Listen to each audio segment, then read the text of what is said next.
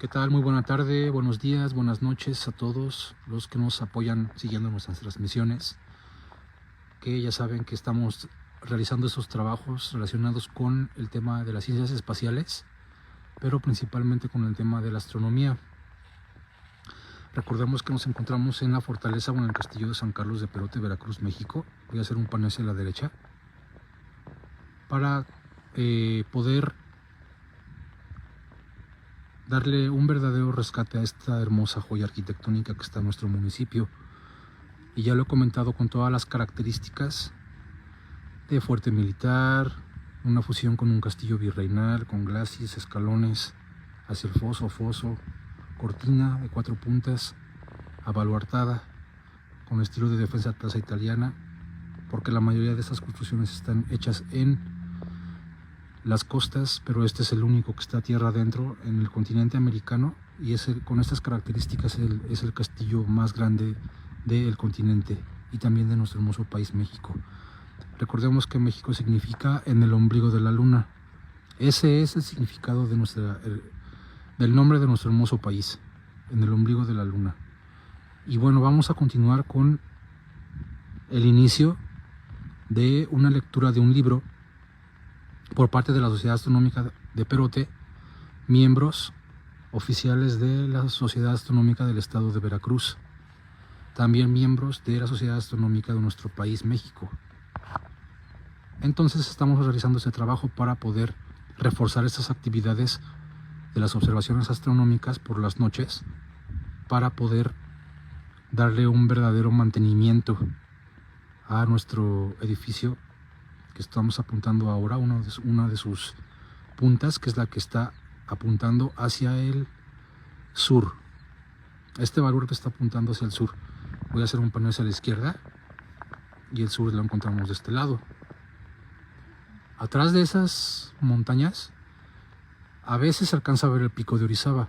Ahorita, como hemos tenido nubosidad, pues no se logra ver, pero está hacia allá. ¿Sí? Vamos a continuar con, bueno, vamos a comenzar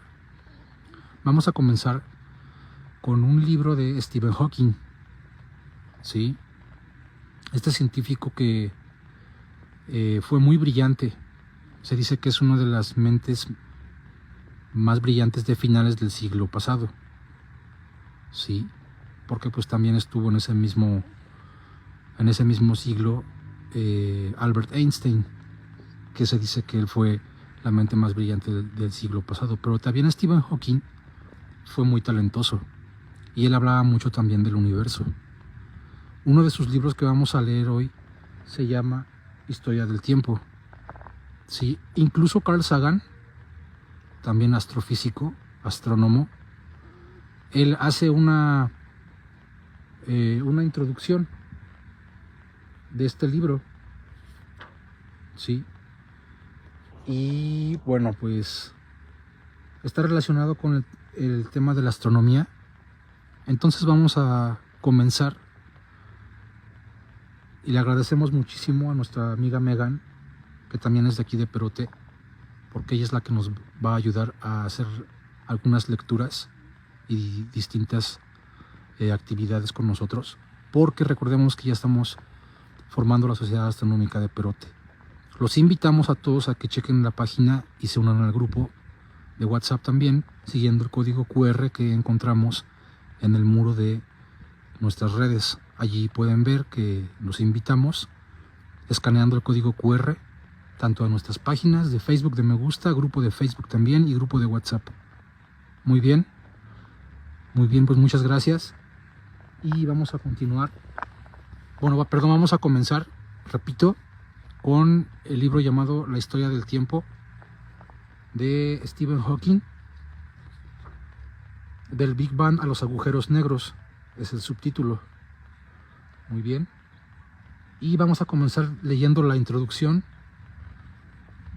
que fue escrita por Carl Sagan, también un astrofísico y astrónomo muy reconocido, famoso, porque él está en muchas referencias de libros de astronomía actuales, y que sus teorías aún aún se estudian, no las han descartado los científicos, sino son válidas. También fue una mente muy pues brillante del siglo pasado. Entonces vamos a comenzar con la introducción de este libro.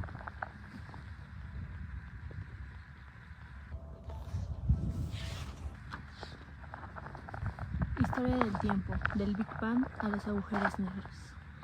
Nos movemos en nuestro ambiente diario sin entender casi nada acerca del mundo. Dedicamos poco tiempo a pensar en el mecanismo que genera la luz solar, que hace posible la vida, en la gravedad que nos ata a la Tierra y que de otra forma nos lanzaría al espacio, o en átomos de los que estamos constituidos y de cuya estabilidad dependemos de manera fundamental, excepto los niños, que no saben lo suficiente como para no preguntar las cuestiones importantes.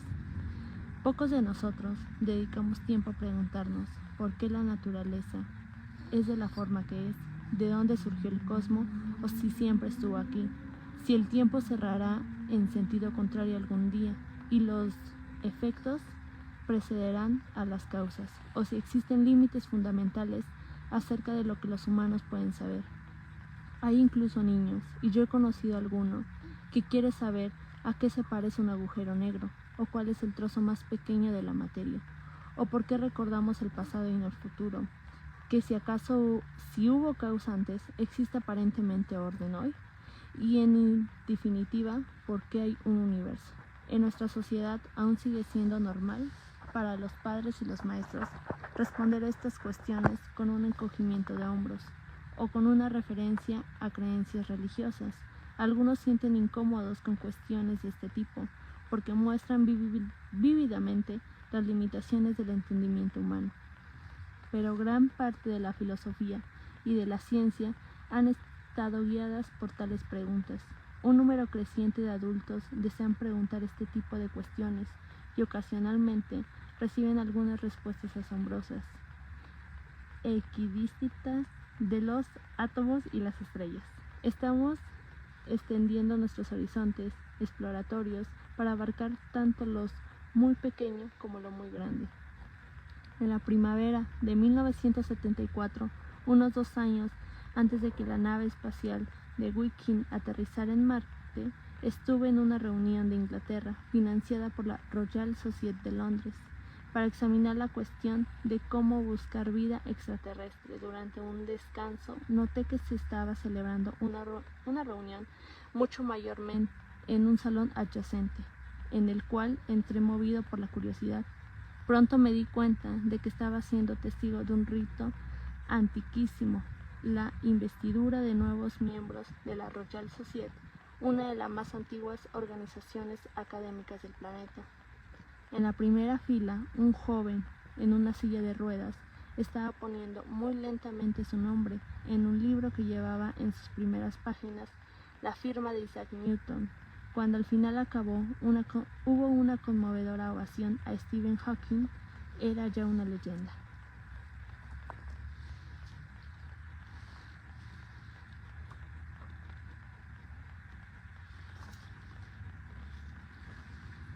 Hawking ocupa ahora la cátedra Lucian de Matemáticas de la Universidad de Cambridge, un puesto que fue ocupado en otro tiempo por Newton y después por P.A.M. Dirac, dos célebres exploradores de lo muy grande y lo muy pequeño. Él es un valioso sucesor. El primer libro de Hawking, para el no especialista, es una fuente de satisfacciones para la audiencia profana. Tan interesante como los contenidos de gran alcance del libro es la visión que proporciona los mecanismos de la mente de este autor. Este libro hay revelaciones lúdicas sobre las fronteras de la física, la astronomía, la cosmología y el valor. También se trata de un libro acerca de Dios, o quizás acerca de la ausencia de Dios. La palabra Dios llena estas páginas. Hawking se embarca en una búsqueda de la respuesta a la famosa pregunta de Einstein sobre si Dios tuvo alguna posibilidad de elegir al crear el universo. Hawking intenta, como él mismo señala, comprender el pensamiento de Dios, y esto hace que sea totalmente inesperada la conclusión de su esfuerzo. al menos ahora, un universo sin borde, espacial, sin principio ni final en el tiempo y sin un lugar para un creador. Carl Sagan.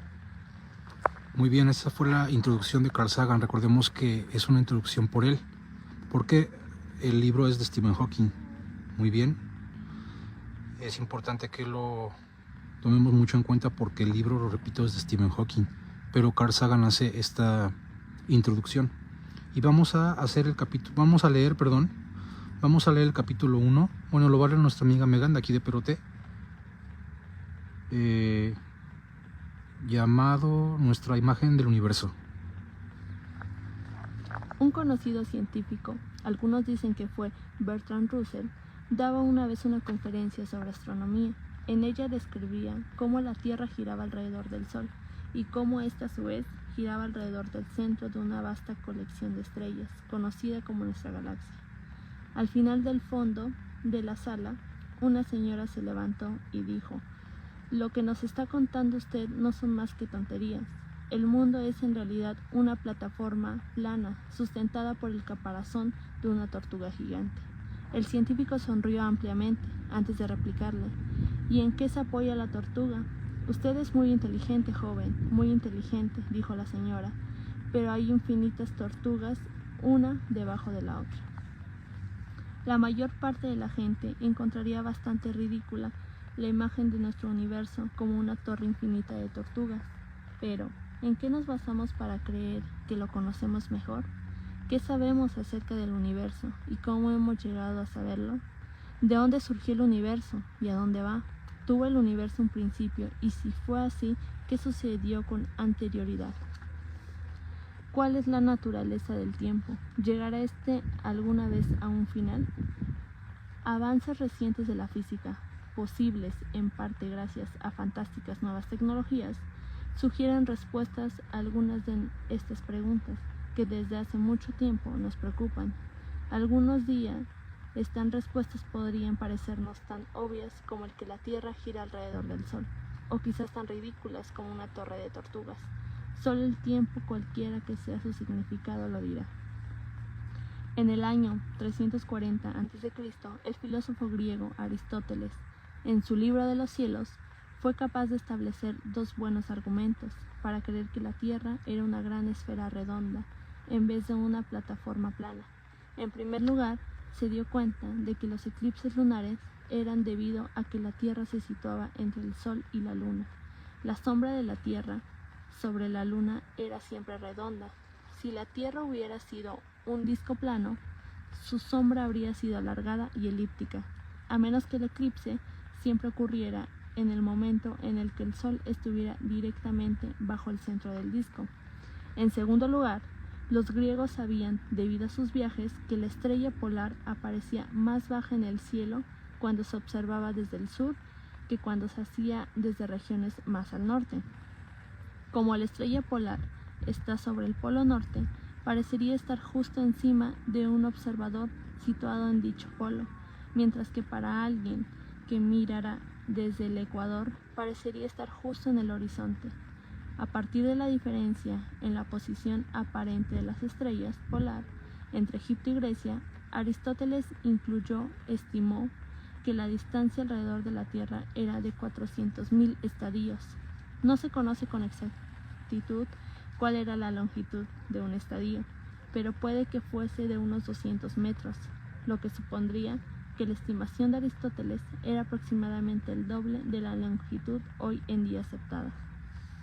Los griegos tenían incluso un tercer argumento en favor de que la Tierra tenía que ser redonda, porque si no ve uno primero las velas de un barco que se acerca en el horizonte y solo después se le ve el casco. Aristóteles creía que la Tierra era estacionaria y que el Sol, la Luna, los planetas y las estrellas se movían en órbitas circulares alrededor de ella. Creía eso porque estaba convencido por razones místicas de que la Tierra era el centro del universo y de que el movimiento circular era el más perfecto. Esta idea fue ampliada por Ptolomeo en el siglo II después de Cristo, hasta constituir un modelo cosmológico completo. La Tierra permaneció en el centro rodeada por 8 esferas que transportaban a la Luna, el Sol, las estrellas y los 5 planetas conocidos en aquel tiempo: Mercurio, Venus, Marte, Júpiter y Saturno. Los planetas se movían en círculos más pequeños, engarzados en sus respectivas esferas, para que así se pudiera explicar su relativamente complicada trayectoria celeste. La esfera más externa transportaba las llamadas estrellas fijas, las cuales siempre permanecían en la misma posiciones relativas, las unas con respecto de las otras, girando juntas a través del cielo. Lo que había detrás de la última esfera nunca fue descrito con claridad, pero ciertamente no era parte del universo observable por el hombre. El modelo de Ptolomeo proporcionaba un sistema razonable, preciso, para predecir las posiciones de los cuerpos celestes en el firmamento, pero para poder predecir dichas posiciones correctamente, Ptolomeo tenía que suponer que la Luna seguía un camino que la situaba en algunos instantes 2 veces más cerca de la Tierra que en otros, y esto significaba que la Luna debería aparecer a veces con tamaño doble del que usualmente tiene. Ptolomeo reconocía estas inconsistencias, a pesar de lo cual su modelo fue amplio. Aunque no universalmente aceptado, fue adoptado por la Iglesia cristiana como la imagen del universo que estaba de acuerdo con las Escrituras, y que además presentaba la gran ventaja de dejar afuera de las esferas de las estrellas fijas una enorme cantidad de espacio para el cielo y el infierno. Un modelo más simple, sin embargo, fue propuesto en 1514 por un cura polaco, Nicolás Copérnico. Al principio, quizás por miedo a ser tildado de hereje por su propia iglesia, Copérnico hizo circular su modelo de forma anónima. Su idea era de que el Sol estaba estacionario en el centro y que la Tierra y los planetas se movían en órbitas circulares a su alrededor. Pasó casi un siglo antes de que su idea fuera tomada verdaderamente en serio. Entonces 2 astrónomos, el alemán Johannes Kepler y el italiano Galileo Galilei, empezaron a apoyar públicamente la teoría copérnica, a pesar de que las órbitas que predecían no se ajustaban fielmente a las observadas. El golpe mortal a la teoría aristotélico-ptolomeica llegó en 1609. En este año, Galileo comenzó a observar el cielo nocturno con un telescopio que acababa de inventar. Cuando miró al planeta Júpiter, Galileo encontró que éste estaba acompañado por varios pequeños satélites o lunas que giraban a su alrededor. Esto implicaba que no todo tenía que girar directamente alrededor de la Tierra, como Aristóteles y Ptolomeo habían supuesto. Aún era posible, pero desde luego, creer que las lunas de Júpiter se movían en caminos extremadamente complicados alrededor de la Tierra, aunque daban la impresión de girar en torno a Júpiter. Sin embargo, la teoría de Copérnico era mucho más simple. Al mismo tiempo, Kepler habría modificado la teoría de Copérnico, sugiriendo que los planetas no se movían en círculos, sino en elipses. Una elipse es un círculo alargado. Las predicciones se ajustaban ahora finalmente a las observaciones.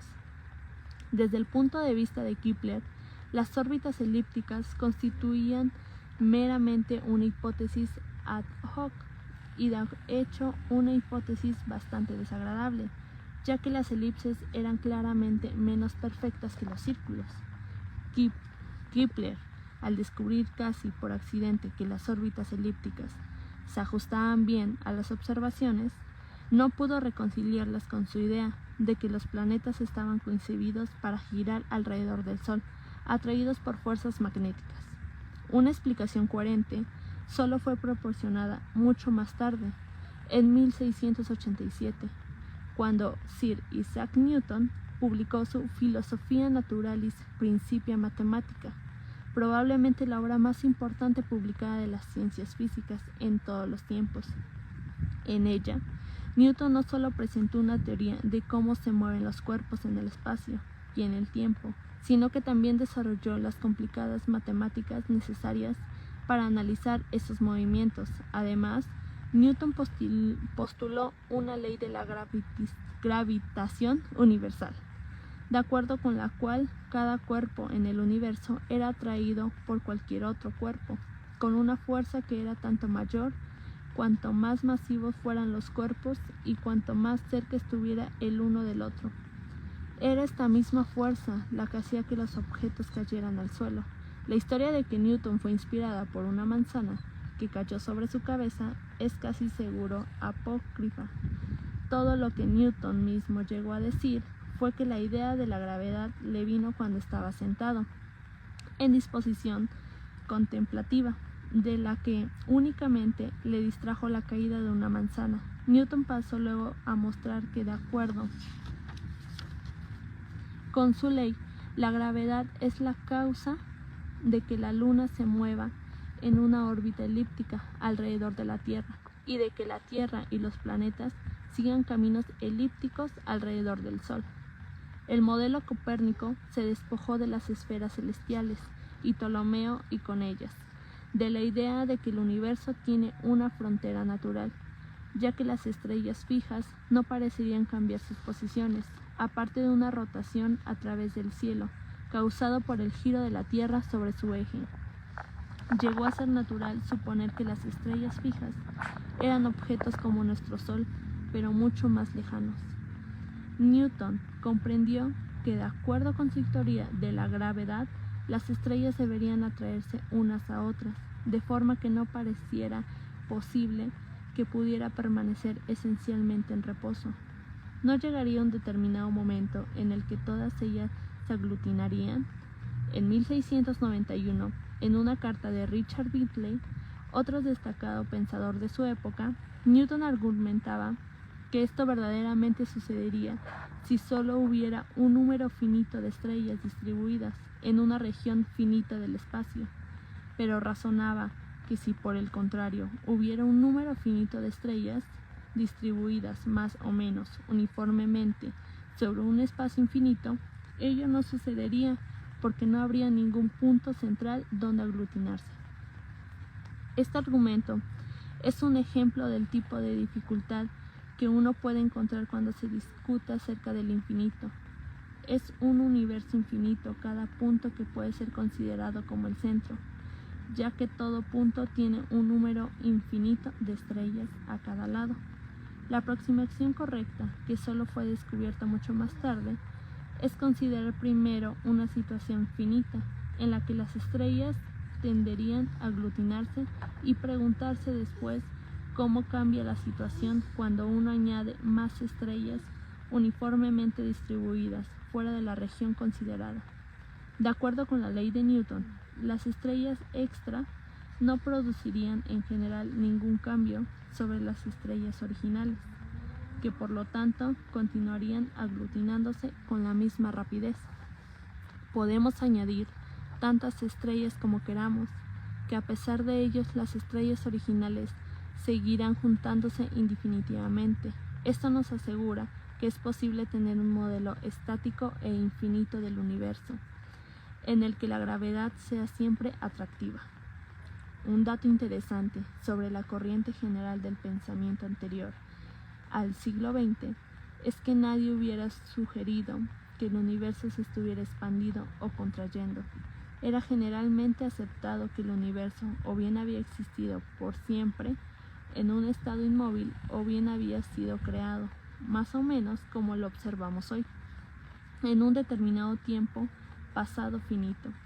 En parte, esto puede deberse a la tendencia que tenemos las personas a creer en verdades eternas, tanto como al consuelo que nos proporciona la creencia de que, aunque podamos envejecer y morir, el universo permanece eterno e inmóvil.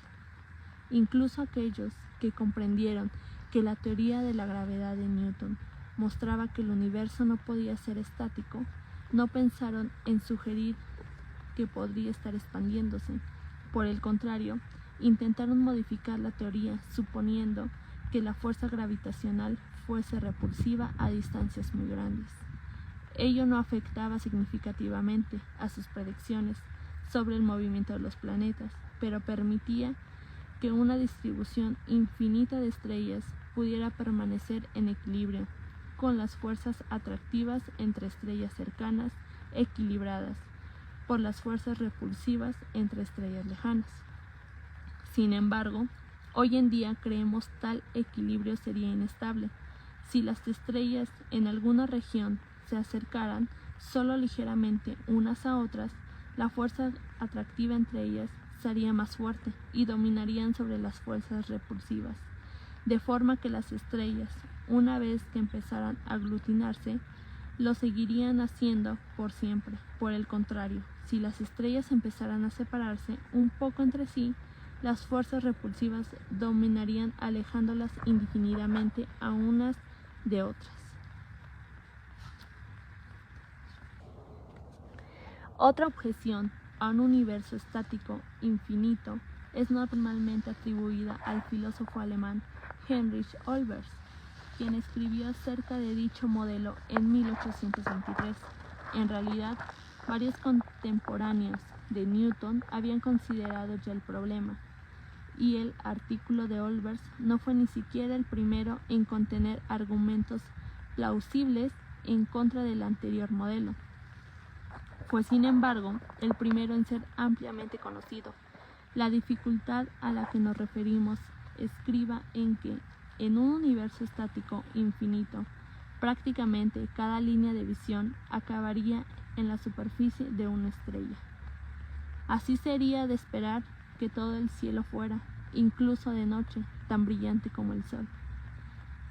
El contraargumento de Olbers era que la luz de las estrellas lejanas estaría oscurecida por la absorción debida a la materia intermedia. Sin embargo, si eso sucediera, la materia intermedia se calentaría con el tiempo hasta que iluminara de forma tan brillante como las estrellas. La única manera de evitar la conclusión de que todo el cielo nocturno debería de ser tan brillante como la superficie del Sol sería suponer que las estrellas no han estado iluminando desde siempre, sino que se encendieron en un determinado instante pasado finito. En este caso, la materia absorbente podría no estar caliente todavía, o la luz de las estrellas distantes podrían habernos alcanzado aún. Y eso nos conduciría a la cuestión de que podría haber causado el hecho de que las estrellas se hubieran encendido por primera vez. El principio del universo había sido discutido desde luego mucho antes que esto, de acuerdo con distintas cosmologías primitivas y con la tradición judeo-cristiana musulmana. El universo comenzó en cierto tiempo pasado finito y no muy distante. Un argumento en favor de un origen tal fue la sensación de que era necesario tener una causa primera para explicar la existencia del universo. Dentro del universo, uno siempre explica un acontecimiento como causado por algún otro acontecimiento anterior, pero la existencia del universo en sí solo podría ser explicada de esta manera si tuviera un origen. Otro argumento lo dio San Agustín en su libro La ciudad de Dios. Señalaba que la civilización está progresando y que podemos recordar quién realizó esta hazaña o desarrolló aquella técnica. Así, el hombre, por lo tanto quizás también el universo, no podía haber existido desde mucho tiempo atrás. San Agustín, de acuerdo con el libro Génesis, acepta una fecha de unos 5000 años antes de Cristo para la creación del universo. Es interesante comprobar que esta fecha no está muy lejos del final del último periodo glacial, sobre el 10.000 antes de Cristo, que es cuando los arqueólogos suponen que realmente empezó la civilización. Aristóteles y la mayor parte del resto de los filósofos griegos no eran partidarios. Ellos creían, por consiguiente, que la raza humana y el mundo que los rodeaba había existido y existiría por siempre. Los antiguos ya habían considerado el argumento descrito arriba acerca del progreso y lo había resuelto diciendo que había inundaciones periódicas u otros desastres que repentinamente situaban a la raza humana en el principio de la civilización. Las cuestiones de si el universo tiene un principio en el tiempo y de si está limitado en el espacio fueron posteriormente examinadas de forma extensiva por el filósofo Immanuel Kant en su monumental y muy oscura obra Crítica de la razón pura, publicado en 1781. Él llamó estas cuestiones antinomias, es decir, contradicciones, de la razón pura, porque la parecía que había argumentos igualmente convincentes para creer tanto en la tesis que el universo tiene un principio, como en la antítesis que el universo siempre había existido.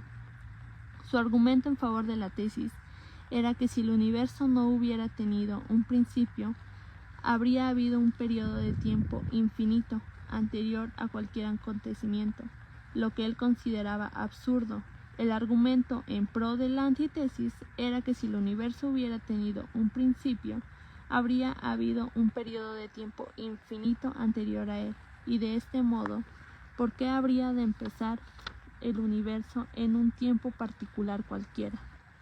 De hecho, sus razonamientos en favor de la tesis y de la antítesis son realmente el mismo argumento. Ambos están basados en la suposición implícita de que el tiempo continúa hacia atrás indefinidamente, tanto si el universo ha existido desde siempre, como si no, como veremos el concepto de tiempo, que no tiene significado antes del comienzo del universo.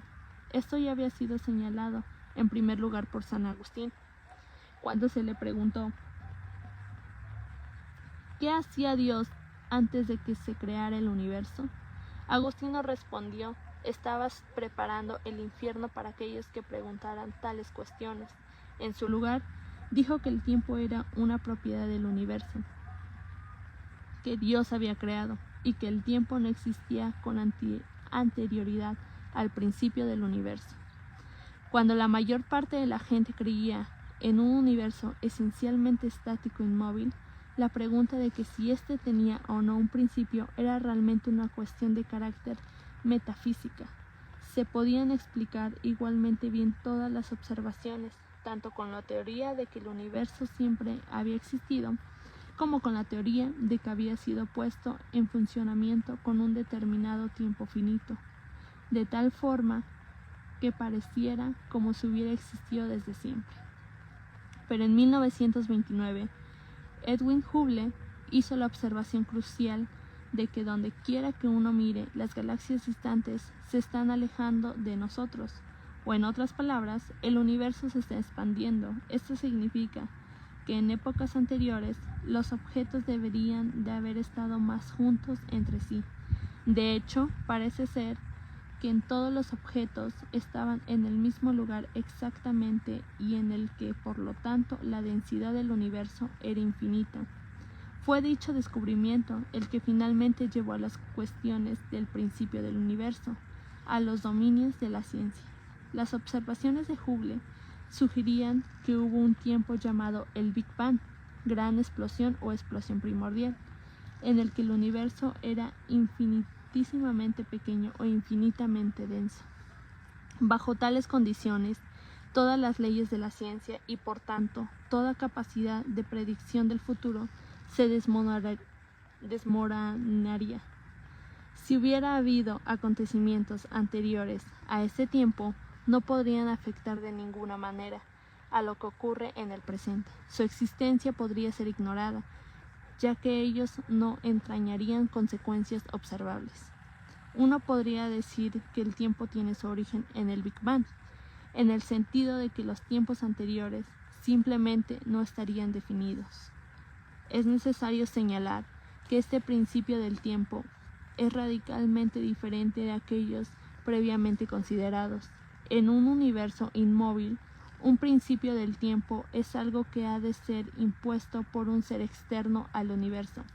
No existe la necesidad física de un principio. No puede imaginarse un Dios que creó el universo. Textualmente, cualquier instante de tiempo, por el contrario, si el universo se está expandiendo, puede existir poderosas razones. El universo en expansión no excluye la existencia de un creador, pero sí establece límites sobre cuándo éste pudo haber llevado a cabo su misión. Para poder analizar la naturaleza del universo y poder discutir cuestiones tales como si ha habido un principio o si habrá un final, es necesario tener claro lo que es una teoría científica. Consideramos aquí un punto de vista ingenuo, en el que una teoría es simplemente un modelo del universo o de una parte de él, o un conjunto de reglas que relacionan las magnitudes del modelo con las observaciones que realizamos. Esto solo existe en nuestras mentes y no tiene ninguna otra realidad, cualquiera que sea lo que esto puede significar. Una teoría es una buena teoría siempre que satisfaga dos requisitos. Debe describir con precisión un amplio conjunto de observaciones sobre la base de un modelo que contenga solo unos pocos parámetros arbitrarios, y debe ser capaz de predecir positivamente los resultados de observaciones futuras. Por ejemplo, la teoría de Aristóteles de que todo estaba constituido por 4 elementos, tierra, aire, fuego y agua, era lo suficientemente simple como para ser cualificada como tal, pero fallaba en que no realizaba ninguna predicción concreta. Por el contrario, la teoría de la gravedad de Newton estaba basada en un modelo incluso más simple, en el que los cuerpos se atraían entre sí con una fuerza proporcional a una cantidad llamada masa e inversamente proporcional al cuadrado de la distancia entre ellos, a pesar de lo cual era capaz de predecir el movimiento del Sol, la Luna y los planetas con un alto grado de precisión. Cualquier teoría física es siempre provisional, en el sentido de que es solo una hipótesis. Nunca se puede probar, a pesar de que los resultados de los experimentos concuerden muchas veces con la teoría. Nunca podremos estar seguros de que la próxima vez el resultado no vaya a contradecirla. Sin embargo, se puede rechazar una teoría en cuanto se encuentre una única observación que contradiga sus predicciones. Como ha subrayado el filósofo de ciencia Karl Popper, una buena teoría está caracterizada por el hecho de predecir un gran número de resultados que en el principio pueden ser refutados o invalidados por la observación. Cada vez que se comprueba que una nueva experimento está de acuerdo con las predicciones, la teoría sobreviviente, nuestra confianza en ella aumenta. Pero si por el contrario se realiza alguna vez una nueva observación que contradiga la teoría, tendremos que abandonarla o modificarla, o al menos esto es lo que se supone que debe suceder, aunque uno siempre puede cuestionar la competencia de las personas que realizó la observación. En la práctica, lo que sucede es que construye una nueva teoría que en realidad es una extensión de la teoría original. Por ejemplo, observaciones tremendamente precisas del planeta Mercurio revelan una pequeña diferencia entre su movimiento y las predicciones de la teoría de la gravedad de Newton. La teoría de la relatividad general de Einstein predecía un movimiento de Mercurio ligeramente distinto del de la teoría de Newton. El hecho de que las predicciones de Einstein se ajustaran a las observaciones, mientras que las de Newton no lo hacían, fue una de las confirmaciones cruciales de la nueva teoría.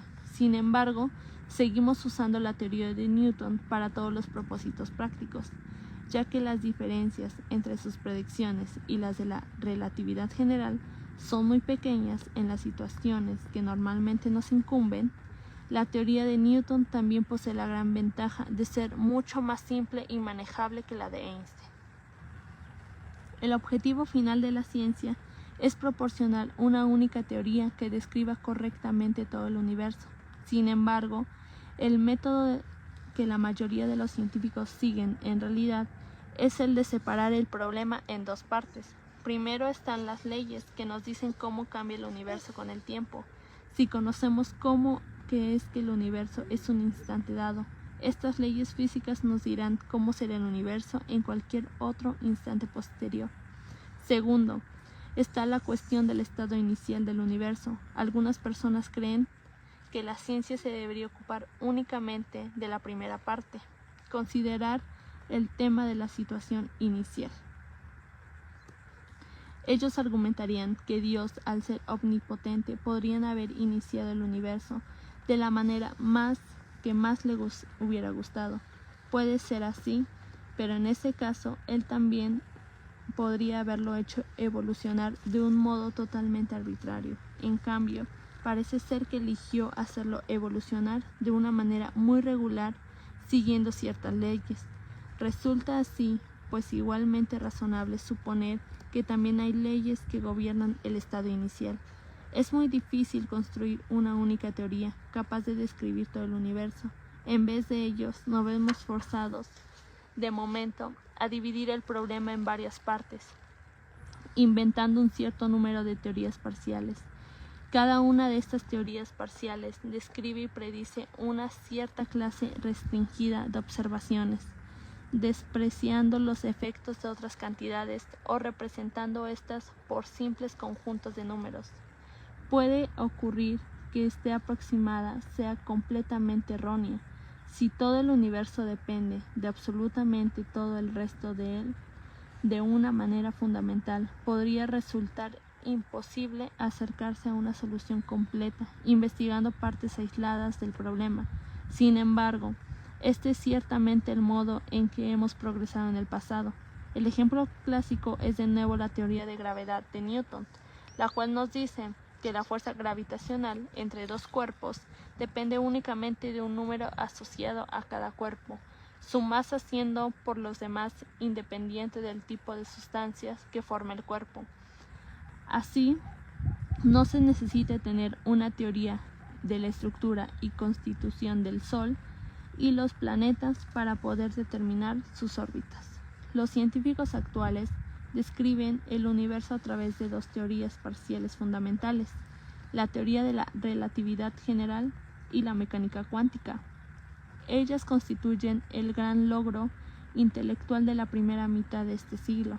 La teoría de la relatividad general describe la fuerza de la gravedad y la estructura a gran escala del universo, es decir, la estructura a escalas que conllevan desde solo unos pocos kilómetros hasta 1 billón de billones, 1 con 24 ceros detrás, de kilómetros el tamaño del universo observable. La mecánica cuántica, por el contrario, se ocupa de los fenómenos a escalas extremadamente pequeñas, tales como 1 billonésima de centímetros. Desafortunadamente, sin embargo, se sabe que estas dos teorías son inconsistentes entre sí. Ambas no pueden ser correctas a la vez. Uno de los mayores esfuerzos de la física actual y el tema principal de este libro es la búsqueda de una nueva teoría que incorpore a las dos anteriores, una teoría cuántica de la gravedad. Aún no se dispone de la teoría y para ello todavía puede dar un largo camino por recorrer. Pero si se conocen muchas de las propiedades que debe poseer en capítulos anteriores, veremos que ya se sabe relativamente bastante acerca de las predicciones que debe hacer una teoría cuántica de la gravedad. Si se admite entonces que el universo no es arbitrario, sino que está gobernado por ciertas leyes bien definidas, habrá que combinar al final las teorías parciales en una teoría unificada, completa, que describirá todos los fenómenos del universo existen. No obstante, una paradoja fundamental en nuestra búsqueda de esta teoría unificada completa, las ideas anteriormente perfiladas sobre la teoría científica suponen que somos seres racionales, libres para observar el universo como nos plazca y para extraer deducciones lógicas de lo que veamos. En tal esquema parece razonable suponer que podamos continuar progresando indefinidamente, acercándonos cada vez más a las leyes que gobiernan el universo. Pero si realmente existiera una teoría unificada completa, a esta también determinaría presumiblemente nuestras acciones. Así la teoría misma determinaría el resultado de nuestra búsqueda de ella, y por qué razón debería determinar que llegáramos a las verdaderas conclusiones a partir de la evidencia que nos representa. Es que no podría determinar igualmente bien que extrajéramos conclusiones erróneas o incluso no extrajéramos ninguna conclusión en absoluto. La única respuesta que puedo dar a este problema se basa en el principio de la selección nacional de Darwin. La idea estriba en que en cualquier población de organismos autorreproductores habrá variaciones, tanto en el material genético como en la educación de los diferentes individuos. Estas diferencias supondrán que algunos individuos sean más capaces que otros para extraer las conclusiones correctas acerca del mundo que nos rodea y para actuar de acuerdo con ellas. Dichos individuos tendrán más posibilidades de sobrevivir y reproducirse, de forma que su esquema mental y de conducta acabará imponiéndose en el pasado. Ha sido cierto que los llamamos inteligencias y descubrimientos científicos han puesto una ventaja en el aspecto de la supervivencia. No es totalmente evidente que esto tenga que seguir siendo así. Nuestros descubrimientos científicos podrán destruirnos a todos perfectamente, e incluso si no lo hacen, una teoría unificada completa no tiene por qué suponer ningún cambio en lo que concierne a nuestras posibilidades de supervivencia. Sin embargo, dado que el universo ha evolucionado de un modo regular, podríamos esperar que las capacidades de razonamiento que la selección natural nos ha dado sigan siendo válidas en nuestra búsqueda de dar una teoría unificada completa y no nos conduzcan a conclusiones erróneas. Dado que las teorías que ya poseemos son suficientes para realizar predicciones exactas de todos los fenómenos naturales, excepto de los más extremos, nuestra búsqueda de la teoría definitiva del universo parece difícil de justificar desde un punto de vista práctico. Es interesante señalar, sin embargo, que argumentos similares podrían haberse usado en contra de la teoría de la relatividad y de la mecánica cuántica, las cuales nos han dado energía nuclear y la revolución de la microelectrónica. Así pues, el descubrimiento de una teoría unificada completa puede no ayudar a la supervivencia de nuestra especie, puede incluso no afectar a nuestro modo de vida, pero siempre desde el origen de la civilización la gente no se ha contentado al ver acontecimientos como desconectados e inexplicables. Ha buscado innecesariamente un conocimiento de orden subyacente del mundo. Hoy en día aún seguimos anhelando saber por qué estamos aquí y de dónde venimos. El profundo deseo de conocimiento de la humanidad es justificación suficiente para continuar nuestra búsqueda, y esta no cesará hasta que poseamos una descripción completa del universo en el que vivimos. Muy interesante, ¿verdad, amigos? A mí se me hace muy interesante todo este tema. Como ustedes acaban de escuchar, pues son conceptos muy interesantes. Stephen Hawking también nos habla de autores y filósofos que incluso ya estaban pensando acerca del universo, de la creación del mismo. Incluso se nombra a Santo Tomás de Aquino, que tiene que ver un poco más ya con el tema religioso, ¿cierto? Pero vean que es muy interesante este tema de la astronomía, porque una cosa nos va llevando a otra. Como bien decimos, todos estamos conectados, igual los temas también están conectados, ¿cierto? Entonces, pues, los invitamos a que compartan nuestras transmisiones. Vamos a seguir dándole continuidad a este libro de Stephen Hawking.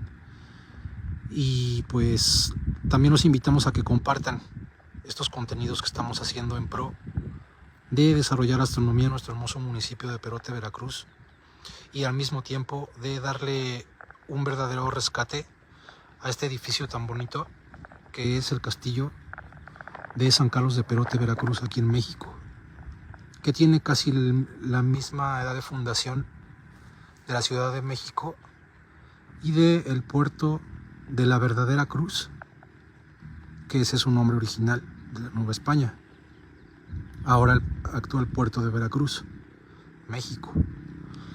Entonces, pues los invitamos a que estén pendientes en nuestras páginas de nuestro trabajo y que lo compartan. Es una tarde muy agradable y muy bonita, muy tranquila. Y aquí en el castillo de San Carlos de Perote Está genial. Muchísimas gracias a todos y compartan. Muy buenas tardes, buenos días o buenas noches. Muchas gracias.